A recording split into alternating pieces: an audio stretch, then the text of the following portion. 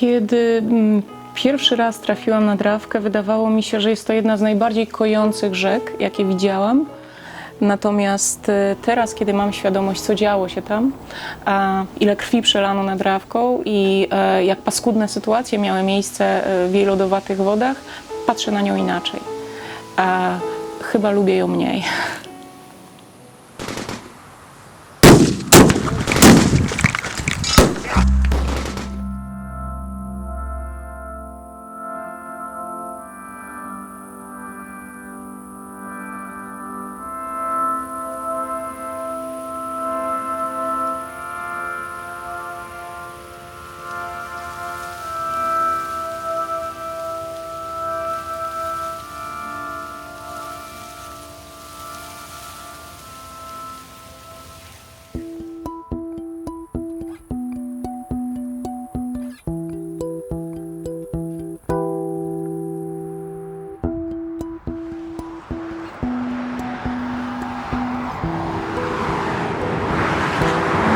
Sposób, w jaki dotarłam do tematu I wojny światowej pod Bolimowem, jest poniekąd związany z autostradą, która jest tam budowana. Nie bez przyczyny określa się obszar Polski jako skrwawione ziemie. I wzdłuż linii autostrady, którą budowano Warszawa-Poznań, odkryto dużo obiektów związanych z I wojną. Dzień dobry panu. Wreszcie się doczekałam spaceru. Okay. Istnieje pewna postpamięć sytuacji, o których najchętniej ta ludność nie chciałaby pamięci pielęgnować. Także spotkałam się nawet z opinią, że jest pewien gen niechęci do I wojny światowej właśnie wśród tych ludzi. Ponieważ przeprowadziłam szereg rozmów z najstarszymi, zwłaszcza mieszkańcami wiosek, które były jakby rażone wojną, zwłaszcza atakami gazowymi. Czyli tam dalej, tak? Są te transze? Tak, jak to zielone tam się zaczyna. Tam jak to gdzieś połowa tego, no tak kawałek tego zielonego, jak, no, chyba, że będziemy szli, no ale ja bym tam nie radził, bo się... Niełatwo ma ta nasza ziemia, co? No nie ma. To znaczy, to chyba tak wszystkie te fronty przeważnie, przecież później II wojna też u nas najbardziej odczuli, najwięcej zginęło ludzi, Polaków przecież, niestety, i w Polsce. No tutaj też są takie estymacje, że całkiem sporo tych naszych tam zginęło. Czyli 3 miliony służyło Polaków po obydwu stronach, ponad 3 miliony. W armii carskiej i cesarskiej służyło no tak, bo to i tu byli Polacy, i tu byli Polacy. I po polsku mówiący. Jak przyszła wiosna, czy w tych opowieściach pojawiają się takie wątki jak pozostałości żołnierzy, szczątki ludzkie, czy... To znaczy tego to jakoś nigdy nie było mowy o tym. Bo w momencie, kiedy my będziemy próbowali badać archeologicznie te okopy, też spodziewamy się niestety, że możemy tam znaleźć.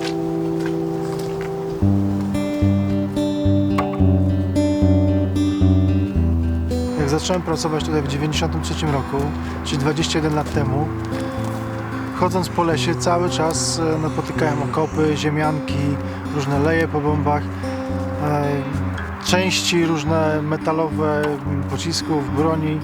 Po prostu to jest na każdym kroku tutaj. Tak bym to ujął, ale generalnie jutro będzie odtworzona bitwa pod Bolimowem.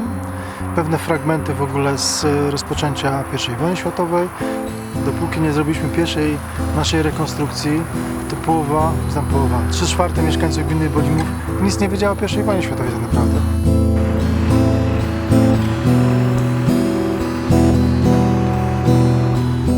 Wejdzie CKM, być może Mszczonowa, bo to jest carska linia. Po drugiej stronie, jak są dechy, to by były CKM Niwrzy, bo oni bardzo ładne mają. O, gospodarz jest. Gospodarz jest i nasz archeolog. Piotrek! To jest? I świerszcz. Wow! Witam, witam. Dzień dobry. Dzień dobry, panie. Jak z okopów? Cześć. No, witam na polu bitwy, cześć. Jest to rekonstrukcja historyczna, w trakcie której wspaniali, zaangażowani rekonstruktorzy, głównie w ramach inicjatywy Stowarzyszenia Inicjatywy Ziemi Bolimowskiej. A atak gazowy, jak planujecie go prowadzić? Zobaczymy rano, jak będzie wiatr. Bo żebyśmy nie zgazowali Niemców przez Rosję. Jarek wydaje się być tam spiritus movens Stowarzyszenia Inicjatywa Ziemi Bolimowskiej i ogromnie cenię jego związek z tym miejscem, ale jest leśnikiem, jest osobą, która czuje ten las i jest osobą, która chce powołać muzeum, które mam nadzieję będzie schronieniem dla tego, co z ziemi bolimowskiej wydobędziemy.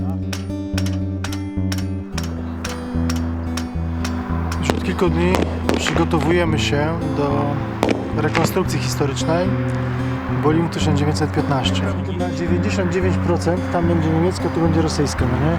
Ale zobaczymy to rano. Jeżeli będzie gaz miał lecieć, no właśnie, jutro zajmie. A przede wszystkim sceny z użyciem gazu na froncie wschodnim. Gaz, który został tutaj użyty po raz pierwszy właśnie na froncie wschodnim. Niespełna miesiąc po wydarzeniach pod Ypres, ale za to na niespotykaną dotąd skalę. Przyjeżdża do nas w tym roku ponad 100 rekonstruktorów, którzy będą wcielać się w rolę żołnierzy z tamtych lat. Czy to żołnierzy armii niemieckiej, czy to żołnierzy armii austriackiej, czy rosyjskiej.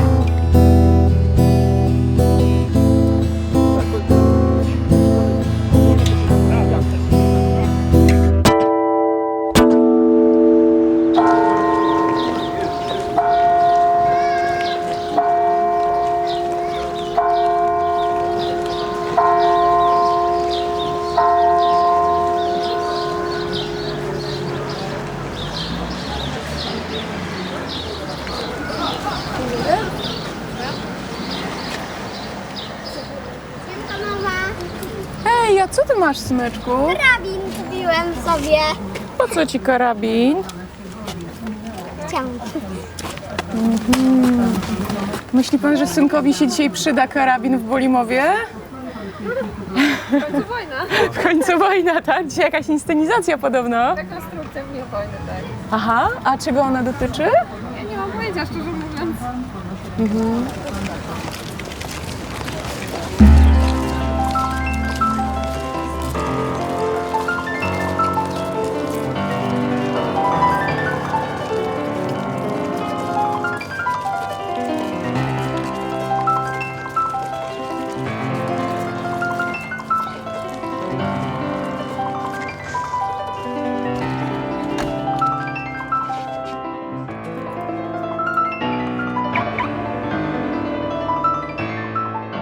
Przekazuję Państwa w ręce i umysł Piotra. Jestem przekonana, że będzie doskonałym przewodnikiem I mam wrażenie, że dla nas wszystkich będzie to na pewno pouczające doświadczenie. Jestem pod wrażeniem, Piotrze, Twojego pomysłu. Mam nadzieję, że nasi goście nie będą rozczarowani. Dziękuję bardzo. Ja, wir sind jetzt in den Händen von Peter. Sie dankt für die Aufmerksamkeit. Ja. Pocisków wystrzelono 18 tysięcy, natomiast niska temperatura ograniczyła działanie środków chemicznych. W tym czasie straty rosyjskie, sami Rosjanie przyznali się do utraty 40 tysięcy rannych i zabitych. Janek również poniekąd jest sprawcą tych moich zainteresowań, ponieważ było dla mnie absolutnie dużym zaskoczeniem, że mój syn fascynuje się wojną. Janek jest moją największą nadzieją, miłością i radością. Chciałabym, żeby wiedział, że przeszłość naszych ziem, polskich ziem ma bardzo złożoną historię, że to, co jest pod naszymi nogami, uczy nas pewnej pokory i szacunku do tych, którzy mieli gorzej od nas. To są mogiły gazowe powstałe po 31 maja, bo wtedy nastąpił pierwszy atak gazowy, w którym wykorzystano 12 tysięcy butli z chlorem. I chyba najtrudniejsze, chciałabym, żeby miał świadomość tego, że umarli też mają swoją godność. Chciałabym, żeby Janek umiał opowiadać swoim rówieśnikom, swoim dzieciom, jak bardzo złożona jest historia i jak bardzo wiele wysiłku trzeba, żeby z tej historii jakieś wnioski wyciągnąć.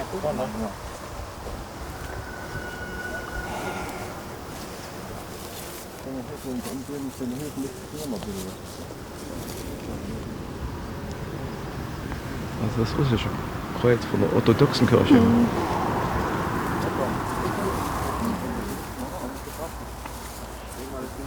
Również dzięki tej inicjatywie oddolnej, to byli ludzie ze Skierniewic, zmieniona została trasa autostrady po to, żeby nie ingerować w tą przestrzeń cmentarza. Janka i jego rówieśników będzie trochę lepszy niż świat dziadka Janka i pradziadka Janka. I że będziemy mądrzejsi niż dotychczas, jeśli chodzi o tendencję do rozpętania konfliktu i wojen. Myślę, że ludzi stać na to, żeby żyli w pokoju. Nie pojmuję, dlaczego tak nie jest.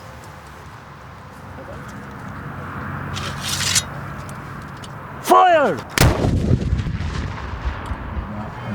Pana Słupskiego i pana Konopackiego, którzy się zjawili po odbiór nagrody. To są ludzie, którzy poświęcają wiele czasu, żeby historię u nas przywrócić do właściwego stanu. Zainteresowali się tym projektem. W przyszłym roku planujemy zaprosić do współpracy wolontariuszy, którzy będą chcieli przyjrzeć się z bliska pracy archeologa nad archeologią współczesności, dokładnie archeologią I wojny światowej. Teraz wszystkich zainteresowanych zapraszam po książkę.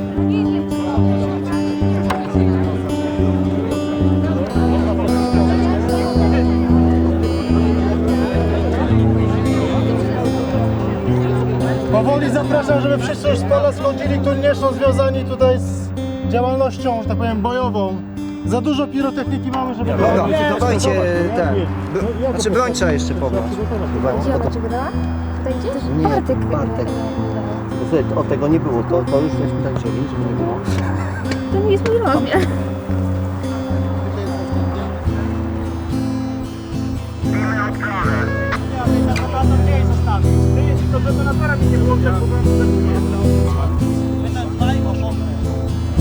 Panie ambasadorze, ja przekażę książkę na scenie.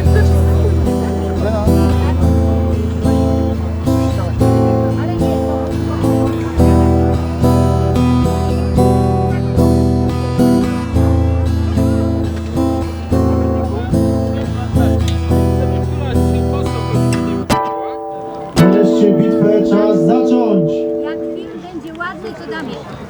W lecie, a potem na jesieni przez ziemie polskie, będące jeszcze pod zaborami, przetoczyła się straszna wojna. Austro-Węgrzy, Niemcy stanęli naprzeciw oddziałów rosyjskich, armii carskiej. We wszystkich trzech walczyli Polacy. Spójrzcie Państwo, jak widać Austro-Węgrów na tym polu. Oni na wojnę poszli w błękitnych mundurach, niebieskich. Armia carska już poszła w kolorach polowych, zielonych.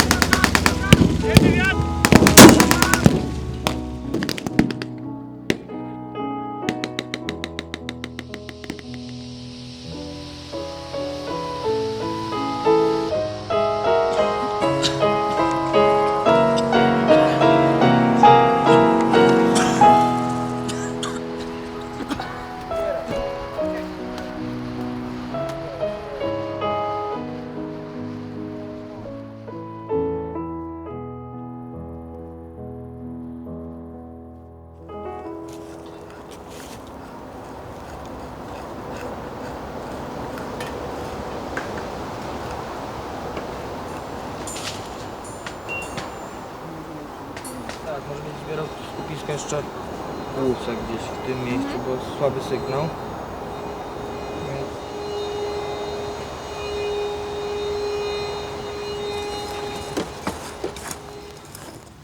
Badania, którym mam zaszczyt przewodzić, są pierwszymi tego typu badaniami planowymi.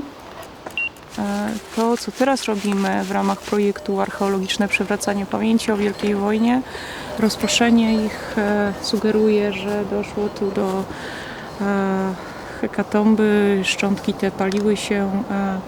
Mamy wiele dowodów na to, że niewiele z tych osób, które tu znajdujemy, czy szczątków, które znajdujemy, będzie w układzie anatomicznym. Po prostu zostali w stanie, w którym pożegnał ich tutaj rok 1915. Jedyne pokrycie to była ściółka liści, którą teraz odgarniamy. Znajdujemy czaszki, szczątki, bardziej lub mniej rozproszone.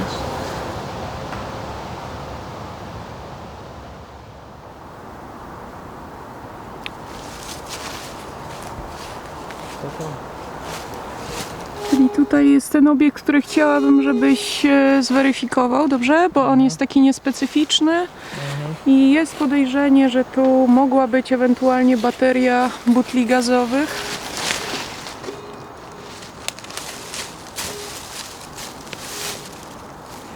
Jednym ze smutniejszych elementów naszych badań jest fakt, że napotykamy bardzo wiele zniszczeń, które zostały wykonane przez ludzi zwanych przez nas detektorystami. Są to osoby, które w poszukiwaniu militariów niszczą obiekty. Ścigamy się trochę z czasem. Kiedy zaczęliśmy nasze badania, mówiono nam, że w zasadzie wszystko zostało wyrabowane w Puszczy Bolimowskiej. Określa się to miejsce jako Eldorado detektorystów. Także ma to z założenia również wymiar pewnej prewencji, pokazania ludziom, że naprawdę te rzeczy są bardziej wartościowe w kontekście niż w szufladach czy na eBay.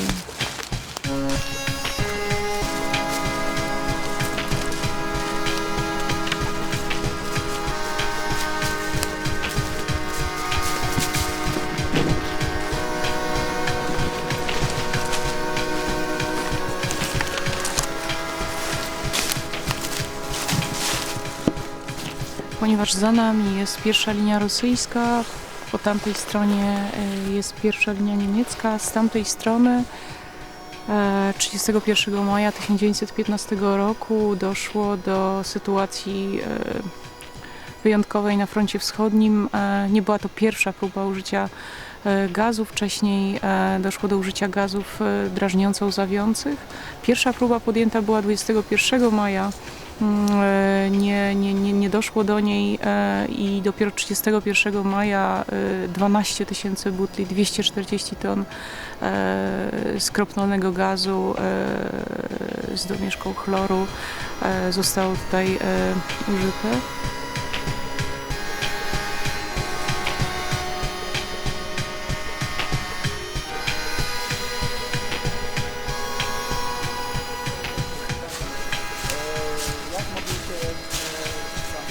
Trochę dłużej zeszło z tym odpalaniem, ale w razie czego mogę Was poczęstować kiełbaską, boczkiem, ewentualnie domowej roboty smalcem, tylko nie wystarczy chyba dla wszystkich. Dziękujemy. Chciałam Wam przedstawić Piotra Moskwę, jest rekonstruktorem Stowarzyszenia Inicjatywa Ziemia Bolimowska. To są archeolodzy, którzy przyjechali tutaj badać ziemię niczyją. A nie cukier? Nie. Dobra. Ja tu się jeszcze trochę może się gdzieś tam trochę przejdę. Piotrze, a Ty tak cały czas w tym mundurze? No, ja to dzisiaj tylko wersja specjalna dla Was jest, nie? Piotruś, ale niespodzianka.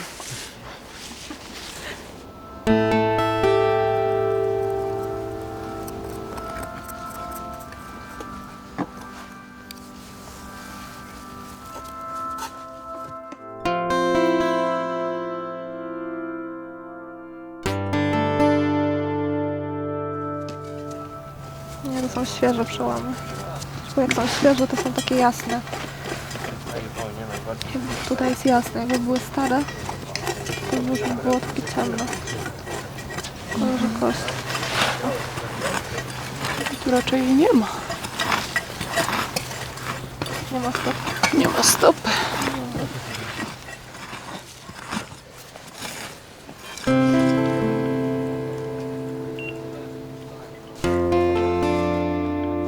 Skąd wiesz, że młody? No bo to mi pokazywali, wiesz? Albo ten młody, albo tamten gdzieś jest, nie? Bardzo, bardzo młody podobno. Może 16-17 lat. No kurczę, to w sumie można po kościach to... Popatrz, kurczę, pomyślałbyś, że to jest tak wszystko płytko, pod glebą? no. No. No, ja się będę pomału tam... No. Dobra. Ja. Dzień dobry. Ja zabiorę już Dzięki, Michaś. Także tyle. Zbieracie teraz te wody? Tak, zbieramy. Pani antropolog opisuje to na bieżąco. Staramy się też rozstrzygać, czy są to świeże przełomy, czy te pierwotne, depozycyjne. Sporo kości jest złamanych jakby już w momencie śmierci.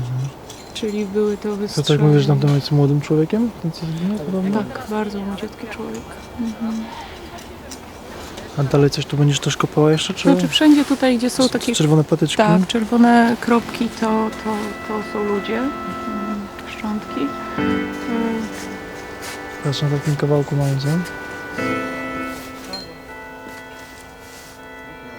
Przechodząc w tym miejscu kilkadziesiąt, nawet czasami setki razy, bo w sumie już ponad 20 lat, no nie miałem tej świadomości, że tutaj tuż pod moimi stopami coś takiego może być. Nawet w zeszłym roku, jak robiliśmy tutaj szacunki brokarskie, czyli mierzyliśmy te drzewa do wyrębu, to na pewno w tym miejscu były gdzieś małe kroki. I teraz czuję się co najmniej nieswojo, mając świadomość, że praktycznie chodziliśmy po szczątkach ludzkich.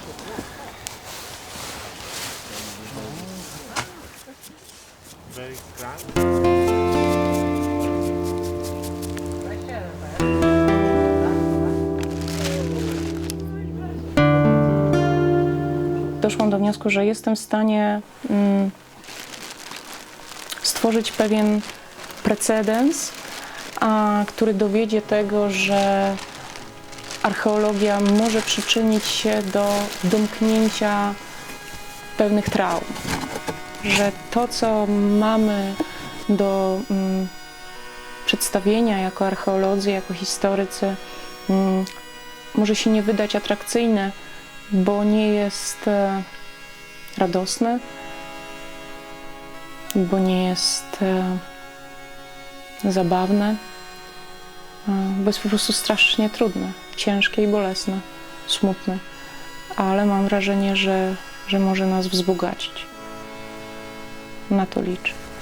To wszystko w dzisiejszym świecie wydaje się tak absurdalnie nierealne, a to wszystko jest tak bliskie i tak potencjalne w swojej powtórce, że szkoda by było, żebyśmy zrezygnowali z tej lekcji.